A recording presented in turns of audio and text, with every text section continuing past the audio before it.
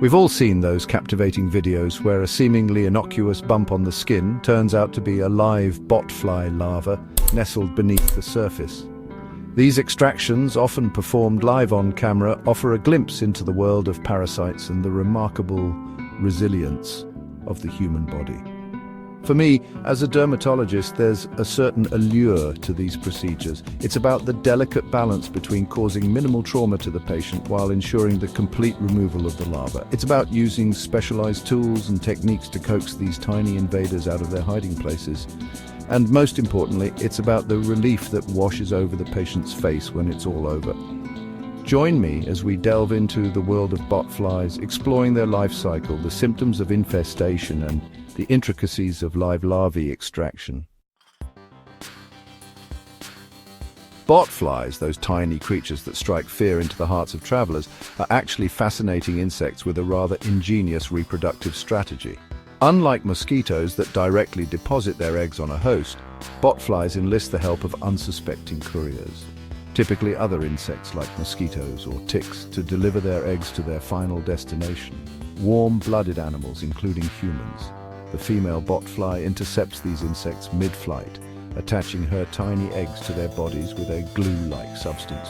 When the carrier insect lands on a warm-blooded host, the eggs sense the change in temperature and hatch, releasing tiny wriggling larvae. These larvae then waste no time in finding an opening in the skin, a hair follicle, a cut, or even a mosquito bite, and burrowing beneath the surface. While botfly infestations might sound like something out of a horror movie, they're often more of a nuisance than a serious health threat. The most common symptom is a red, inflamed bump on the skin that itches intensely. As the larva grows, the bump becomes more painful, often developing a pus-filled center. Some people describe the sensation as a constant crawling or biting under the skin, which can be incredibly distressing. It's important to remember that attempting to remove a botfly larva at home is strongly discouraged. The extraction of a live botfly larva is a delicate procedure that requires a steady hand, specialized tools, and a thorough understanding of the parasite's behavior. Here's a simplified breakdown of the procedure, but remember, this is for informational purposes only and should not be attempted without proper training and equipment. Step 1. Examination and confirmation. The first step is to confirm the presence of a botfly larva through a visual examination of the affected area. Step 2. Anesthesia, which is optional. Depending on the size and location of the larva, a local anesthetic may be applied to numb the area and minimize discomfort. Step 3. Securing the breathing hole. A thin layer of petroleum jelly or another occlusive substance is applied around the larva's breathing hole to cut off its air supply, encouraging it to emerge. Step 4. Gentle extraction. Using specialized forceps or tweezers, the larva is gently grasped and slowly pulled out, taking care not to crush or break it.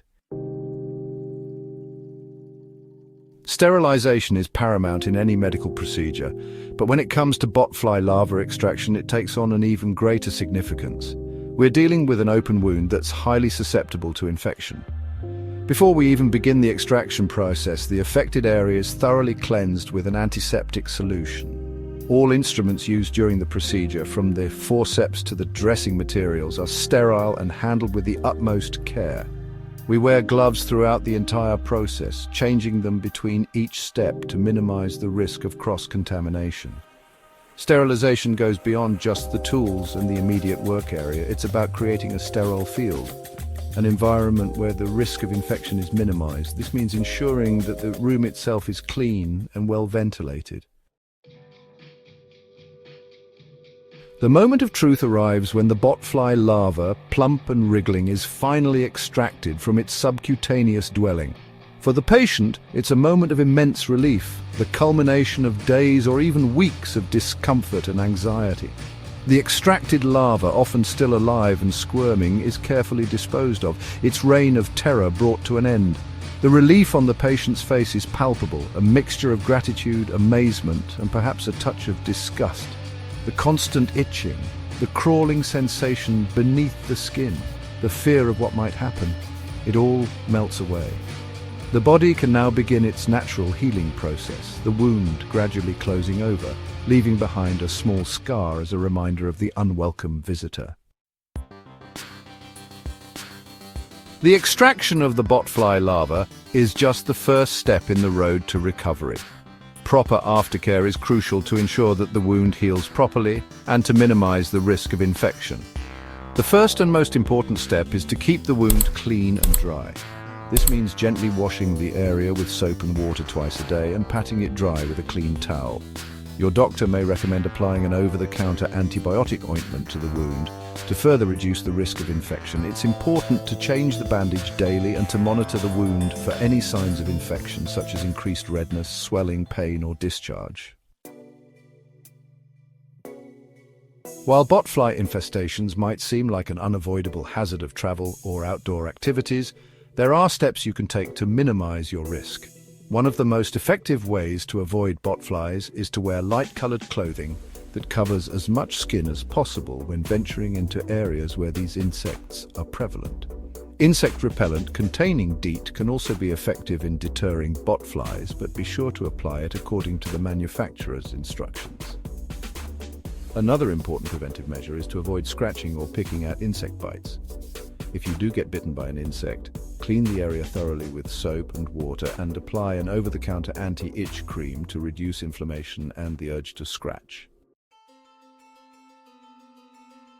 The world of botflies might seem strange and unsettling, but it's a reminder of the interconnectedness of all living things. While these parasites might be a nuisance, they play a role in the delicate balance of nature. However, that doesn't mean we have to passively accept their presence. Knowledge is power, and understanding the life cycle of botflies, the symptoms of infestation, and the importance of professional medical intervention can help us coexist more peacefully with these fascinating creatures. If you suspect you might have a botfly infestation, don't panic. Seek medical attention immediately. Early detection and treatment are crucial for minimizing discomfort and preventing complications. By arming ourselves with knowledge and seeking timely medical intervention, we can navigate the world of botflies and other parasites with confidence and peace of mind.